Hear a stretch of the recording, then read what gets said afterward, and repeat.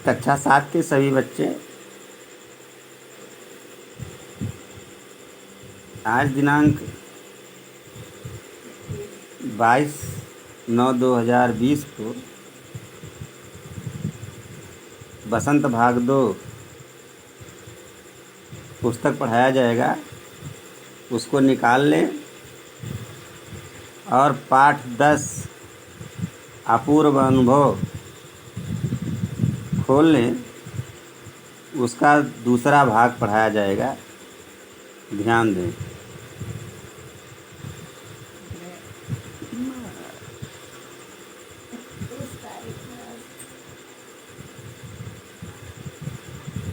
मैं यास्की चांद को अपने पेड़ पर चढ़ने देने वाली हूँ, उसने बताया। जब तो चांद स्कूल पहुँची तो रेल पास उसके गले के आसपास हवा में उड़ रहा था। यास्की चांद उसे मैदान में क्यारियों के पास मिला। गर्मी की छुट्टियों के कारण सब सूना पड़ा था। यास्की चांद उससे कुल जमा 1 ही वर्ष बड़ा था, पर तो चांद को वह अपने से बहुत बड़ा लगता था। जैसे ही यास्की चांद ने तो चांद को देखा, वह पैर घसीटता हुआ उसकी ओर बढ़ा। उसके हाथ अपनी चाल को स्थिर करने के लिए दोनों ओर फैले हुए थे। तो चांद उत्तेजित थी। वह दोनों आज कुछ ऐसा करने वाले थे जिसका भेद किसी को भी पता ना था। वो उल्लास में छिछियाकर हंसने लगी। यास्की चांद भी हंसने लगा। प्यारे बच्चों, लेखक कहता है कि अपने भाई राकी के उसके पीछे पीछे रेलवे स्टेशन तक आने पर न जाने उसे सही बताने बिना तो चांद को संतोष नहीं मिल रहा था। यास्की चांद को अपने पेड़ पर चढ़ने देने वाली हूँ, उसने बताया। राकी से कहती कि यास्की चांद जो हमारे विद्यालय में साथ में रहता है, पढ़ने आता है, मैं उसको आज अपने पेड़ पर चढ़ने के लिए निमंत्रण दी हूँ, यह बात बताती है। तब तो चांद स्कूल पहुँची तो रेल पास उसके गले के आसपास हवा में उड़ रहा था। जब तो चांद स्कूल में पहुँचती है तो रेल पास उसके गले के आसपास हवा में उड़ता हुआ दिखाई दे रहा था। यास्की चांद उसे मैदान में क्यारियों के पास मिला। गर्मी की छुट्टियों के कारण सब सूना पड़ा था। मैदान की जो क्यारियाँ थी बिल्कुल सूनी सानी थी। छुट्टी के कारण वो बिल्कुल खाली था। यास्की चांद उससे कुल जमा 1 वर्ष बड़ा था। तो चांद से यास्की चांद 1 साल का बड़ा था, पर तो चांद को वह अपने से बहुत बड़ा लगता था। लेकिन तो चांद समझती थी कि ये मुझसे बहुत बड़ा है। जैसे ही यास्की चांद ने तो चांद को देखा, वह पैर घसीटता हुआ उसकी ओर बढ़ा।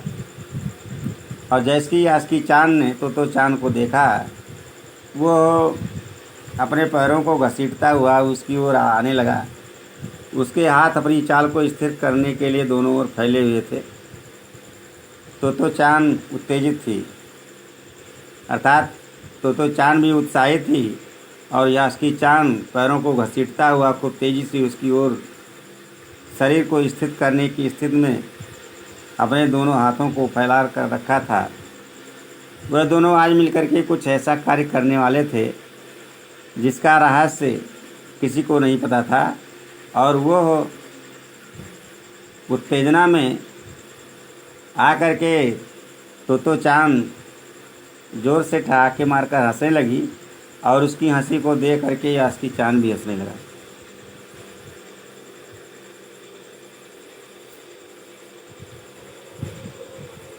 तो चांद यास्की चांद को अपने पेड़ की ओर ले गई और उसके बाद वो तुरंत चौकीदार के छप्पर की ओर भागी।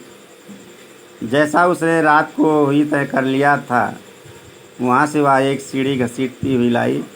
उसे तने के सहारे ऐसे लगाया जिससे वह दूसरी शाखा तक पहुँच जाए। वह कुर्सी से ऊपर चढ़ी और सीढ़ी के किनारे को पकड़ लिया। तब उसने पुकारा, ठीक है, अब ऊपर चढ़ने की कोशिश करो।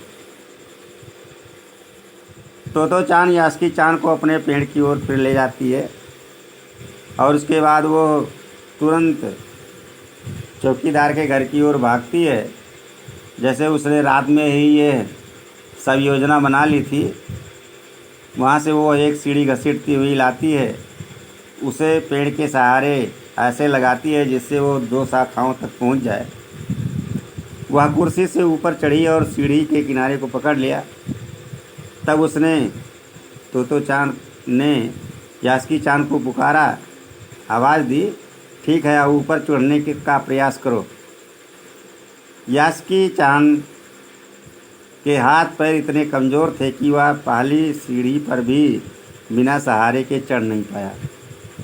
इस पर तोतो चान नीचे उतर आई और यास्की चान को पीछे से धकेलने लगी। पर तोतो चान थी छोटी और नाजुक सी, इससे अधिक सहायता क्या करती। यास्की चान ने अपना पैर सीढ़ी पर से हटा लिया और हताशा से सिर झुकाकर खड़ा हो गया। तोतो चान को पहली बार लगा कि काम उतना आसान नहीं है जितना वह सोच बैठी थी। अब क्या करे वह। प्यारे बच्चों, छोटी सी बालिका तोतो चान यास्की चान के लिए प्रयास करती है, लेकिन यास्की चान के हाथ पैर इतने कमज़ोर थे कि वो पहली पे सीढ़ी भी नहीं चढ़ सकता था बिना सहारे के। इस पर वो नीचे उतर आई और यास्की चान को पीछे से धक्का देने लगी। पर तोतो चान इतनी छोटी और मासूम थी कि इससे अधिक सहायता वो कर ही क्या सकती थी।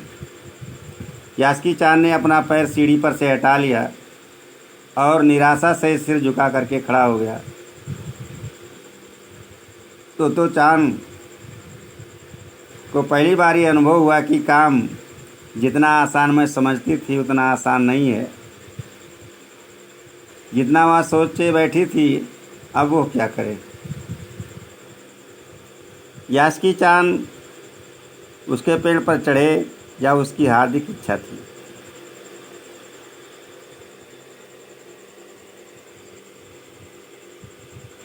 यास्की चान के मन में भी उत्साह था। वह उसके सामने गई। उसका लटका चेहरा इतना उदास था कि तोतो चान को उसके हंसाने के लिए गाला फुलाकर तरह तरह के चेहरे बनाने पड़े। ठहरो, एक बात सूझी है। वह फिर चौकीदार के छप्पर की ओर दौड़ी और हर एक चीज़ उलट पुलट कर देखने लगी। प्यारे बच्चों, यास्की चान उसके पेड़ पर चढ़े, ये उसकी हार्दिक इच्छा थी। यास्की चान के मन में भी उत्साह था। वह उसके सामने गई। उसका लटका चेहरा इतना मलिन था कि तोतो चान को उसे हंसाने के लिए नाना प्रकार के एक्शन करने पड़े। गाल फुलाना पड़ा, चेहरा बनाना पड़ा।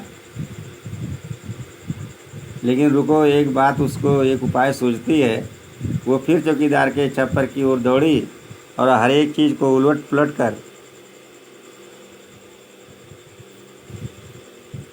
देखने लगी। आखिर उसे एक तिपाही सीढ़ी मिली जिसे थामे रहना भी जरूरी नहीं था। वो तिपाही सीढ़ी को घसीट कर ले आई तो अपनी शक्ति पर हैरान होने लगी। तिपाही की ऊपरी सीढ़ी 2 शाखा तक पहुंच रही थी। 2 शाखा तक पहुंच रही। अंत में उसको उलट पलट कर देख कर नहीं, आखिर उसने एक तिपाही सीढ़ी मिली जिसे थामे रहना भी आवश्यक नहीं था। वह तिपाही सीढ़ी को घसीट कर ले आई तो उसे अपने ताकत पर बड़ा आश्चर्य हुआ। तिपाही की ऊपरी सीढ़ी 2 शाखा तक पहुंच रही थी। देखो, अब डरना मत, उसने अपने बड़ी बहन की सी आवाज़ में कहा। ये डगमगाएगी नहीं। अब तो चान यास्की चान से कहती है कि अब देखिए, आप डरिए नहीं। उसने बड़ी बहन की सी आवाज़ में कहा, ये डगमगाएगी भी नहीं।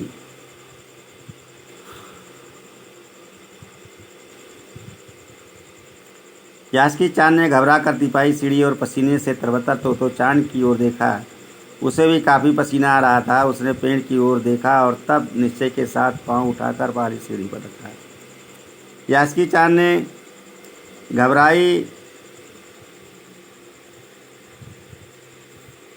हुई तरबतर पसीने से होती हुई तोतो चांद को देख करके यास्की चांद घबरा सा गया। उसे भी काफ़ी पसीना हो रहा था। उसने पेड़ की ओर देखा और तब प्रतिज्ञा कर लिया कि और उसी प्रतिज्ञा के साथ वो अपने पाँव को उठा करके पहली सीढ़ी पर रख दिया।